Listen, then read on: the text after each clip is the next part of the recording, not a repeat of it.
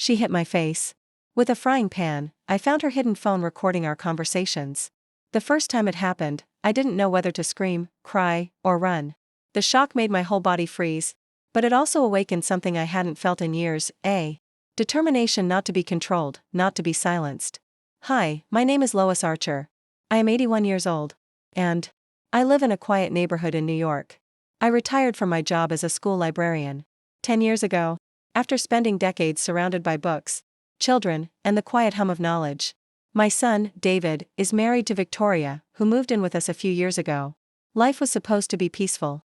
A slow rhythm of tea, walks, and occasional visits from neighbors. But life has a way of surprising you. That Tuesday afternoon began like any other. I was in the kitchen, humming softly while peeling apples for my favorite pie, when I heard a creak behind me. Before I could react, Victoria swung a frying pan with such force that it slammed against my cheek. Pain exploded across my face, and I stumbled backward onto the floor. The world blurred, a mix of red and shock. And I grasped the counter to steady myself. Why, what, Victoria? I gasped, trying to understand what had just happened.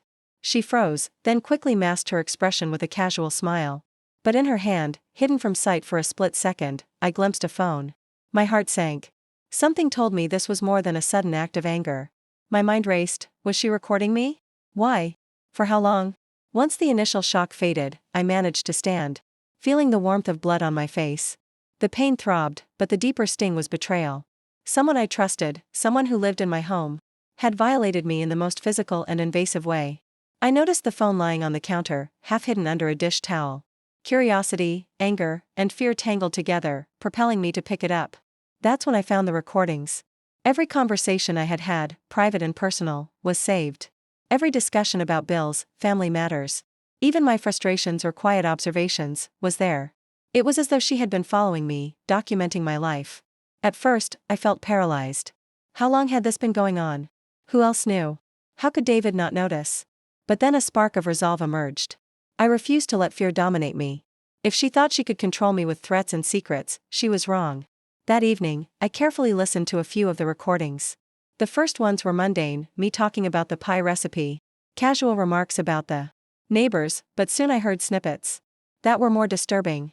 Victoria had recorded conversations when she thought I was alone, capturing private moments in my own home. There were also recordings of me speaking to David in confidence, moments where I had shared worries or hopes. I realized she had been building a detailed map of my life without my knowledge. I spent the night thinking, planning, and observing. I knew I couldn't act rashly. Victoria was cunning, careful, and deeply insecure, but she also craved control. I needed proof, patience, and strategy. Over the next few days, I began noticing her patterns. She would linger near doors, subtly eavesdrop, and sometimes pause as if unsure whether I had noticed her. At first, I doubted myself, questioning if I was imagining it. But then small incidents confirmed my suspicions. A dropped pen while she was walking past, a suspicious glance at my laptop, a question about a neighbor that only made sense if she had been listening to me. David, for his part, seemed oblivious. He went about his routines, always polite but distant, leaving Victoria's subtle manipulations unchecked. I realized he was caught in the middle, unsure of what to do, afraid of confronting his wife, and not fully aware of the extent of her behavior. That meant the responsibility fell on me. I began quietly cataloging the recordings, making mental notes of dates, times, and context. Every day, I left subtle decoys, talking to myself, leaving small notes, making trivial conversations, to see if she would record them. Sure enough, she did. Every whisper, every casual remark, every innocuous observation was captured. It was almost satisfying to know that she was so predictable, so trapped by her own obsession. One morning, while watering the plants in the backyard, I overheard her muttering to herself, assuming I was inside and unaware. If she ever finds out, everything's ruined. I can't let her know what I have. That single line confirmed my fears. This wasn't just about control. It was a compulsion, an obsession, and it ran deeper than I had imagined. I decided I needed to confront her, but subtly. Direct confrontation could backfire. She had shown she was capable of sudden violence. I began preparing mentally, planning how to reclaim my home without escalating further conflict. Days passed. I noticed changes in her behavior. She became more cautious, careful with her movements, quieter than usual. She had begun to sense the shift of power. I had become aware, vigilant, and strategic, and she knew it. And then, the opportunity presented itself. One evening, she left her phone unattended on the counter while pretending to clean the living room. I seized the moment, quickly copying every remaining file to my laptop. For the first time, I had full access to every recording, every secret, every piece of her surveillance. I felt a mix of triumph and unease. The triumph came from reclaiming control. The unease came from realizing how much had been recorded, how much had been hidden from me, and how much trust had been broken. But I reminded myself, knowledge is power. Now, I could see clearly, plan carefully, and act when necessary. Victoria noticed the change almost immediately. Her steps became tentative, her words cautious, and the once dominant presence in the house had faded. The dynamic had shifted, subtly but unmistakably. She no longer had the freedom to manipulate or intimidate me. The scales had tipped. Even David began sensing the difference. He noticed her hesitation, her caution, and he began to question things he had once overlooked. I didn't tell him everything, he didn't need to know the full depth yet, but he started to observe, to recognize the subtle manipulations that had gone unnoticed before. The house was quiet, but the tension lingered like a shadow. I knew the real work had just begun. Awareness alone wasn't enough. I needed to reclaim my home, my peace, and my dignity completely. The frying pan, the hidden phone, and the weeks of silent observation had taught me a vital lesson. Strength comes not from confrontation alone, but from patience, insight, and strategic action. That night, I sat in the living room, reflecting on the past days. I realized that Victoria's obsession, while dangerous, had revealed her weakness. And that weakness was my leverage. With careful planning, keen observation, and a steady mind, I could navigate the remaining days, protect myself, and ensure that our household returned to a semblance of peace. And so, with the recordings secured, my mind alert, and my resolve strengthened, I prepared for the next step, understanding Victoria completely, anticipating her next moves, and slowly reclaiming the life and home that had been disrupted. I barely slept that night. I kept hearing the sound of the frying pan striking my face, the dull metallic thud echoing in my mind. But stronger than the fear was the feeling that I finally had a grip on what was happening. I had her recordings, her secrets, and the first real advantage I'd had in months. By sunrise, my cheek still throbbed, a bruise spreading beneath my skin, but I felt sharper than I had in years. I made tea, sat at the kitchen table, and opened the folder I had saved with every audio file Victoria had collected. There were dozens of them. The first few clips were familiar, my voice humming, me talking to myself while gardening, me commenting on the weather while making oatmeal. But as I scrolled through, the files grew more personal. She had recorded private calls with my childhood friend. She had recorded conversations I had with David when she wasn't in the room.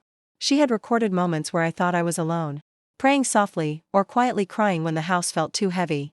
Hearing my own voice like that, stripped of privacy, made my stomach twist. It was like listening to someone spy on a stranger. But that stranger was me. A few files were different. I opened one labeled NOV 12 to 3:14 p.m. Victoria's voice came through, low and tense. She'll slip eventually. I just need one thing. One mistake. Then everything's mine. Mine? That word stayed with me. What was she talking about? The house? David? Money? Control? I kept listening. The next few files were short, like she was trying to capture quick moments, whispers, footsteps, slight movements. But then, one file made me freeze. It was from the night David went out with his friends. A week before the frying pan incident. Victoria, if she finds out what I did.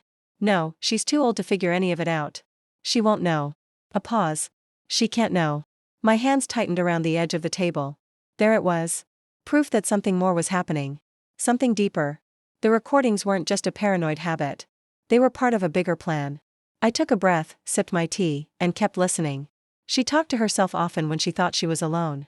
Little fragments of conversations with no one but herself. She's noticing too much. Maybe I should move the folder. I can't let David find out. That last one stood out like a siren. I leaned back in my chair and closed my eyes. I needed to understand her. Every decision she made seemed to be driven by fear. But also something like hunger, like she was chasing control. Trying to shape the house around her. Around mid-morning, she finally walked into the kitchen. Her hair was tied back, and she moved carefully. Like someone waiting for a trap to snap. She glanced at me, then at my cheek. You should put ice on that, she said, pretending to sound concerned. I did, I replied, keeping my voice even. It'll heal. She hesitated. Yeah. Good. Her eyes flicked to my laptop. Just for half a second. It was fast enough that most people wouldn't notice, but I caught it. She was checking if I had touched her files. I closed the laptop slowly, keeping my eyes on her. She shifted her weight, uneasy. Her facade was slipping. For the first time, I didn't feel scared. I felt in control. I didn't confront her. Not yet. Instead, I got up, poured myself more tea, and moved past her like nothing was wrong. She followed me with her eyes, almost expecting me to snap, panic, or accuse her. But silence is powerful. Silence makes people nervous. Silence makes people reveal who they are. And she did. Over the next few hours, she hovered. She pretended to fold laundry, wipe counters, and check drawers she never cared about before. Every few minutes, she peeked at me. She was trying to read me, trying to see if I knew something. I gave her nothing. Later, when she thought I wasn't paying attention, she slipped into her room and closed the door. I waited a full minute, then walked quietly down the hall and leaned close. I didn't touch the door. I just listened. I heard the faint clicks of her phone. Then, they're still here. Why are they still here? She sounded frustrated. Panicked. Did she move them? Did she listen? No, she couldn't have. Could she? Her breathing grew heavy. It was exactly the confirmation I needed. She was terrified because she knew she had slipped. For the rest of the day, I acted normal. I cooked dinner. I watched a bit of television. I didn't mention the files or the frying pan or the bruise on my cheek. She was the one who walked around anxious, not me. She kept glancing over her shoulder, tapping her fingers, checking her phone every few minutes. She kept waiting for me to bring it up. I never did. David noticed the tension that evening. He came home, loosened his tie, and said, "Everything all right?" Victoria replied too quickly. "Yeah, fine. Just a long day." He looked at me. "Mom, I'm fine, sweetheart," I said, giving him a small smile. He didn't push, but I saw confusion in his eyes. He sensed something, even if he didn't know what yet. Later that night, after everyone went to their rooms, I sat on the edge of my bed and replayed her words in my mind. If she finds out what I did, everything's mine. I can't let David find out. There was something bigger here. Something she was desperate to keep hidden. And if I wanted answers, I had to keep tightening the net around her. Not through confrontation. Through patience. Through calm. Through letting her expose herself piece by piece. So I kept the recordings safe. I kept my suspicions to myself. And I waited for the next crack in her mask to appear. The next morning, I moved through the house with a calmness that didn't feel like mine. Maybe it was age, maybe it was survival instinct. But I had learned that reacting only fed her. Silence disarmed her. Patience cornered her. And now, with the recording saved, I had a quiet advantage she didn't know how to counter. Victoria came downstairs late, her hair messy, eyes tired. She looked like she hadn't slept at all. I almost felt a bit of pity for her. But the dark bruise on my cheek reminded me why. I couldn't let emotions soften my judgment. She poured herself coffee, then hovered nearby like a nervous shadow. "You want anything?" she asked, her voice too sweet to be real. "No, thank you," I said, reading the newspaper. She waited for me to look up. I didn't. The silence made her twitch. I could feel her staring at me, trying to pull something out of my face. A hint. A crack. A sign that I knew something. But I kept my expression flat, the same calm old woman look she expected from me. Inside, though, I was watching her every movement. A few minutes later, she cleared her throat and said, "About yesterday? I'm sorry if I startled you." The pan slipped from my hand. It was such a ridiculous lie that I almost laughed. That pan had been swung with intention. I could still feel the force in my bones. But I lifted my eyes slowly, keeping my voice quiet and steady. "It's all right, Victoria. Accidents happen." She nodded too fast. "Yeah, accidents." Her fingers trembled around the cup. She knew I didn't believe her. And she knew I knew that she knew. That's the part that rattled her. After breakfast, she wandered around the house with her phone in hand, pretending to clean. But I spotted the way she tilted it toward me now and then. Testing. Checking. Recording. She didn't know. I had copied everything. She didn't know I had heard her whispers, her confessions, her fear. I kept moving normally, dusting shelves, humming softly, folding laundry.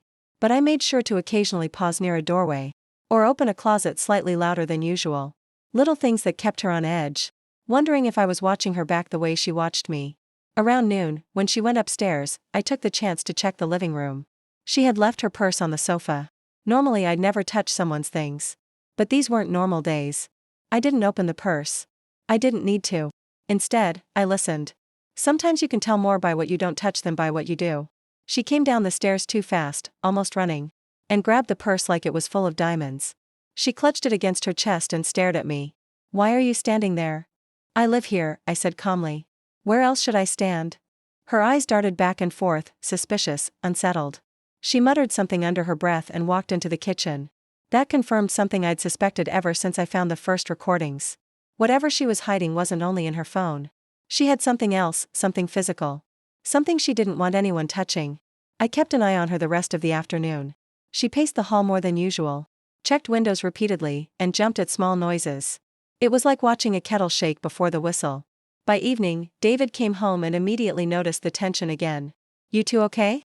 He asked, trying to smile. Fine, Victoria said quickly. Just a quiet day, I said. He stared between us like he was watching a show he didn't understand. Then he shook his head and went to shower. While he was upstairs, Victoria came closer and whispered, You've been acting strange. Have I? I said. Don't. She swallowed. Don't play games with me. She said it like she was the one being wronged. Like she hadn't recorded my life from morning to night. Like she didn't hit me across the face with a frying pan. What games? I asked, keeping my tone soft, almost confused. I've just been doing my chores. She stepped back, frustrated, but too scared to push further. Later that night, long after the house had gone quiet, I heard footsteps outside my door.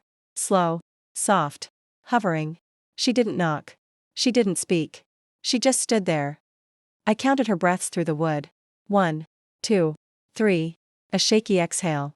4, 5, 6. A little shift of weight. She was listening.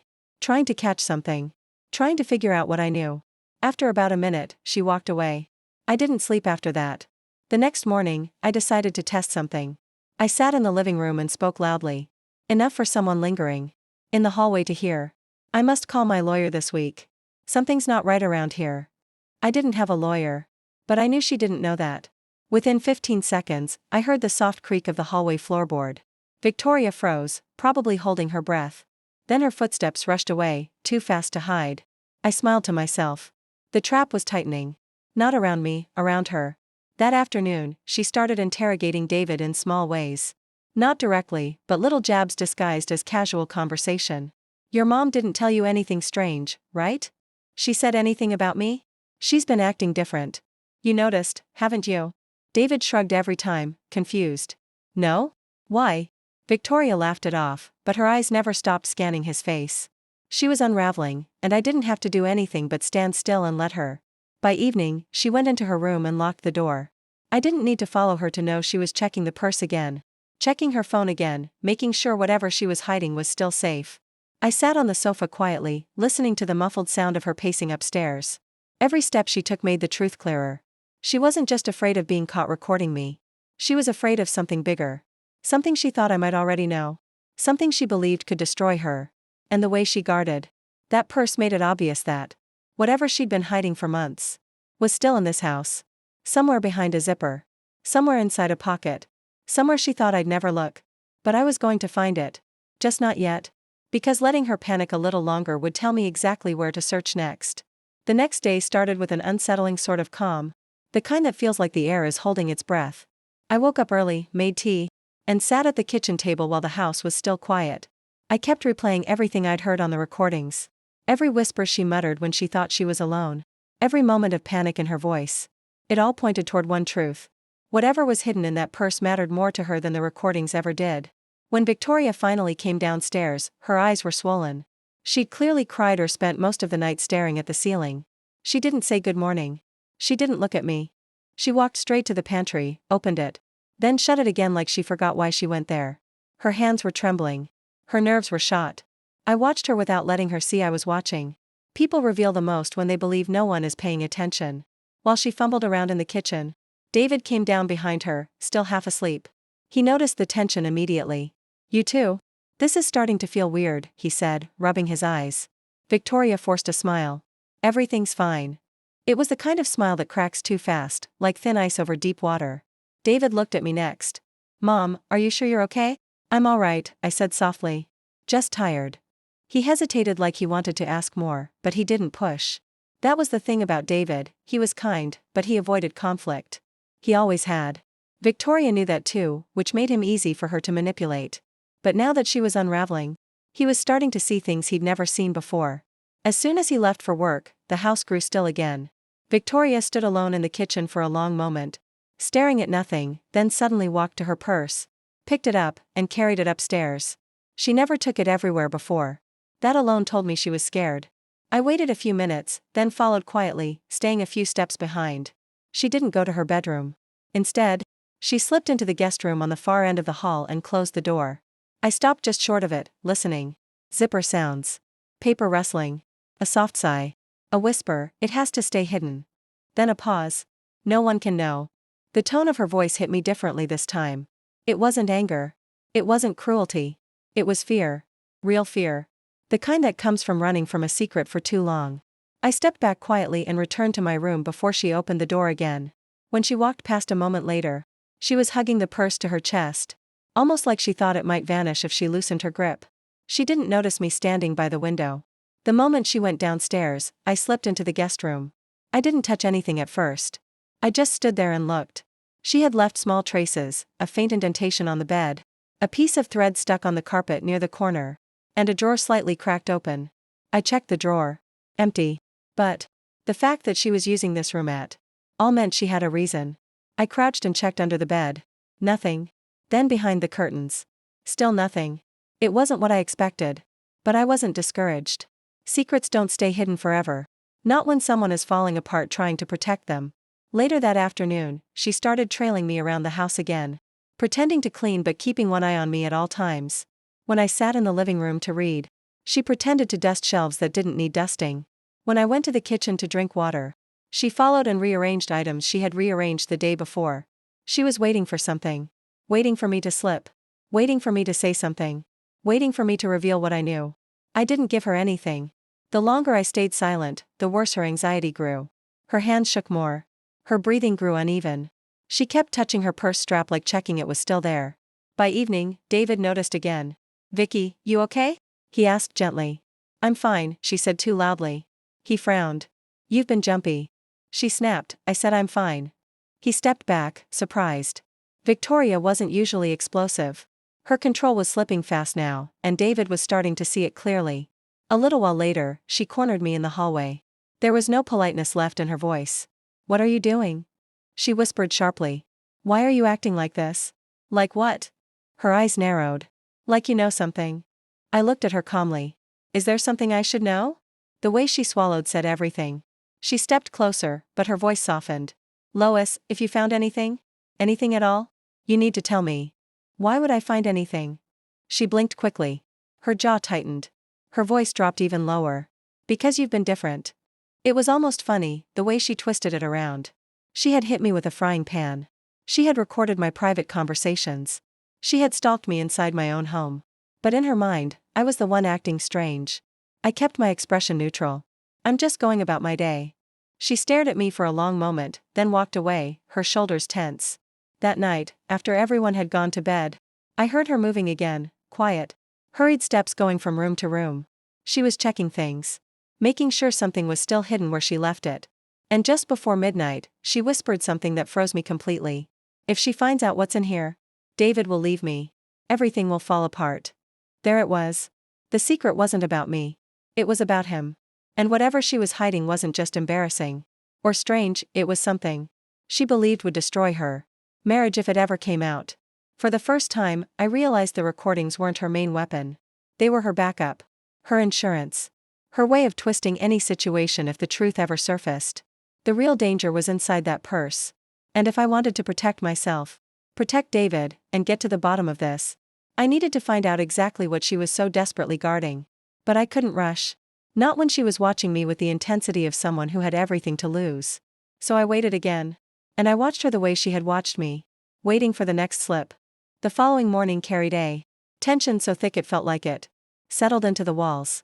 Victoria moved around the kitchen like a cornered animal. Alert, twitchy, jumping a little whenever a cabinet closed too loudly. She didn't even look at me when I walked in. Usually she hovered, monitoring every breath I took. But today she seemed more preoccupied with whatever she had tucked away in that purse. Her eyes tracked it constantly. She had placed it on the counter beside the toaster, not even pretending to distance herself from it. Every time she shifted her weight, she nudged it closer. Like she thought someone would snatch it if she blinked. When David came down the stairs, rubbing the sleep from his eyes, he glanced at her. Then at the purse, then at me. You two have been acting weird all week, he said. It feels like I'm walking into a movie halfway through. Victoria forced a laugh, sharp and unnatural. Everything's normal. Right, Lois? I stirred my tea. Perfectly normal. David raised an eyebrow. He wasn't convinced, but he didn't push. He kissed Victoria's cheek, grabbed his keys, and left for work. The sound of the door shutting sent a visible shiver down her spine. The second he was gone, she picked up the purse and held it to her stomach defensively. I watched her calmly. You carry that bag everywhere lately. Her eyes flicked toward me with a flash of panic before she caught herself. It's just convenient. No, I said softly. It's fear. She tightened her grip. Stay out of my business. I didn't respond. Silence unnerved her more than anything. She couldn't handle not knowing what I was thinking. Her breathing got shallow. She turned her back to me and pretended to organize something on the counter. I went to the living room and sat near the window. I wanted her to think I was relaxing, but the truth was I was watching her reflection in the glass. I saw her peek into the room 3 times in 10 minutes, checking on me like a child afraid of a monster under the bed. Around noon, she hid in her bedroom again. I listened carefully as she opened the purse. Papers rustled. A zipper ran halfway. Then her voice, trembling. If I lose this, I lose everything. Her words were becoming clearer. She wasn't mumbling anymore, she was confessing to the air. She continued in a whisper. Why did I keep it? Why didn't I destroy it? What if she saw? What if she knows? Oh God, what if she knows? She wasn't worried about me discovering the recordings anymore. She was terrified of something bigger. I leaned against the wall outside her room and listened, barely breathing. Then she said something that made my heart stop mid-beat. If he ever finds out the truth about that night, he'll never forgive me. That night. Those 2 words echoed in my mind. She wasn't talking about the day she hit me. This was something older, deeper. Something done long before I found the phone or the recordings. A secret she had been guarding for years. I stepped away just in time as she unlocked the door and came out, holding the purse like it held her soul. She nearly walked into me. Her body jolted. What? What are you doing here? Getting my sweater, I replied. She didn't believe me, but she didn't confront me either. She clutched the purse tighter and rushed downstairs. I followed slowly, thinking. Every lie. Every recording. Every suspicious glance. Every violent outburst. They weren't random. She had been living in fear of a truth buried somewhere in that purse. Later in the afternoon, she tried to distract herself with housework. But she couldn't keep focus. She started washing dishes, then stopped halfway through. She picked up a laundry basket, carried it upstairs, then came down with it still full. At one point, she stood in the hallway staring at a framed picture of her and David from their honeymoon. Her reflection in the glass looked hollow. She lifted the frame slightly and whispered, I'm sorry. But whatever emotion flickered there vanished quickly. When she saw me rounding the corner, she straightened her back and put the picture down, wearing that same empty smile she used whenever she tried to hide something. After dinner, which she barely touched, she grabbed her purse and said she needed fresh air. She walked out to the porch and sat there for almost an hour, staring at nothing. I watched through the window as she kept unzipping and rezipping the purse, like she couldn't stop checking if what she hid was still inside. At one point, she wiped her eyes. She was cracking. And cracked people make mistakes. When she came back inside, she walked up the stairs. But halfway up she stumbled, nearly dropping the purse. She gasped and scrambled to grab it before anything could spill. That was the first real chance I had seen. When she finally went to sleep, I stayed awake. Her footsteps had grown lighter these last few nights, but I listened carefully. Around 2 a.m., the house settled into silence. I opened my door and stepped into the hallway. Her room was dark, the faint sound of restless breathing slipping through the wood. The purse sat on her nightstand, silhouetted by the soft glow of a street lamp coming through the window. I stood there for a long moment, watching the rise and fall of her breath. Then I quietly stepped into the kitchen instead of her room. I wasn't ready to take it. Not while she was awake enough to catch me. I needed one perfect moment. One slip. One careless misstep from her. And I knew it was coming soon. Because people who carry guilt don't protect their secrets forever. They eventually drown in them. And just before dawn, I heard her whisper something in her sleep, soft, shaky, barely audible. I shouldn't have taken it. I shouldn't have lied. He wasn't supposed to know. He? My blood ran cold. Because that meant the secret wasn't about her. It was about someone else. And whoever that Heath was, David or someone before him, the truth in that purse was about to tear open a part of this family I hadn't even known existed. I sat in the dark, waiting for the sun to rise, knowing that the next day would bring the moment she slipped. And when she did, I would finally see what she had been hiding all along. The morning sun spilled weakly into the living room, cutting through the tension that had built over weeks. I stayed still, keeping my eyes on Victoria from across the room. She was pacing, clutching the purse like it held the last piece of her life. Her movements were jittery, her nerves frayed, and the shadow of fear under her eyes was undeniable. David had left early for work, leaving us alone. That meant no distractions, no interruptions. No one to break the delicate balance that had been forming. I sipped my tea slowly, letting her anxiety grow, knowing it would eventually lead her to make the mistake I had been waiting for. She stopped suddenly, as though hearing something only I could perceive. Her hands went to the purse strap, twisting it nervously. And then she muttered aloud, forgetting I was in the room. I can't let them see this. Not yet. Her voice trembled. That tremble told me everything I needed to know. I quietly stepped closer, keeping my movements deliberate, calm, and unthreatening. She didn't notice. Victoria, I said softly. She jumped, clutching the purse to her chest as though I had materialized from nowhere. What are you doing here? She stammered. I took another step, watching her. I'm just standing here. But I couldn't help overhearing. You're afraid of something in that purse, aren't you? Her face paled. She opened her mouth, closed it again, then shook her head violently. No. You don't understand. I think I do, I said quietly. I've been paying attention. I've been listening. I know about the recordings. I know about your fear. And I know that whatever is in that bag, it isn't just about me. It's about David.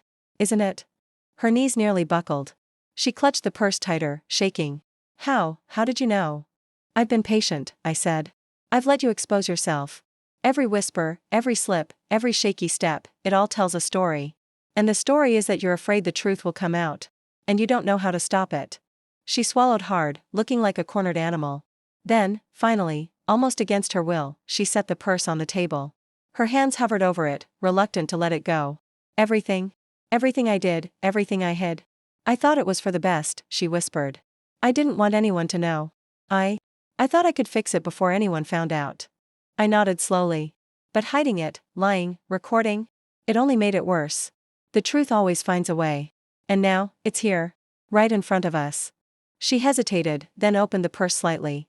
Papers, old receipts, photographs, and a folded letter fell out. I recognized immediately that the letter was the key. The piece she had been guarding with fear and desperation. I picked it up carefully, unfolded it, and read. The contents confirmed what I had suspected, the truth about a night long ago. About a secret that involved someone we both knew. And about a choice she had made that had changed the course of this family's life. Victoria watched me like she expected me to explode, to yell, to punish. But I didn't. I simply nodded, understanding what had happened, understanding why she had been so desperate, and most importantly, understanding that fear had led her to the mistakes that brought us here. I know now, I said gently. And you don't have to live in fear anymore. You've been carrying this for too long.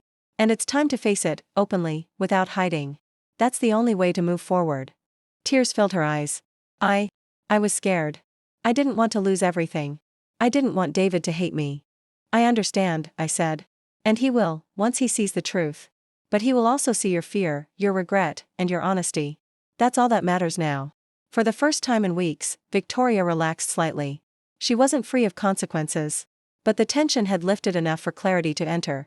The purse, the secrets, the recordings, all of it had led to this point, a moment of honesty, exposure, and the chance to reclaim the family's life from deception. I carefully replaced the letter in the purse. Victoria's hands rested on the table, trembling, but no longer clutching it as if it were a weapon. The weight she had carried for so long was still there. But at least it had been acknowledged. Later, when David returned home, he sensed the shift immediately. No words were needed.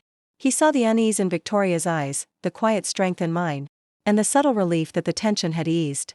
The balance had shifted. We sat down for dinner that night, awkwardly at first, but with an underlying current of understanding. Victoria didn't try to dominate the conversation. She didn't try to manipulate. She simply existed in the presence of truth for the first time in years. And I knew that from here, things would begin to change. Slowly, carefully. But change was inevitable. Because the hidden phone, the frying pan, the months of tension, all of it had done one thing, revealed the truth. And the truth cannot be hidden forever. As I settled into my chair later that night, I reflected on everything. The ordeal had been painful, exhausting, frightening, but it had also been empowering. I had faced betrayal, confrontation, and fear. and emerged not only unbroken but stronger, wiser, and more aware. The house was quiet. The tension lifted. And while Victoria's mistakes would remain part of our story, the power dynamics had shifted permanently. I had reclaimed control, dignity, and peace. And now, to anyone watching this story unfold, tell me where you're watching from. And don't forget to like, comment your city below, and subscribe for more shocking true stories.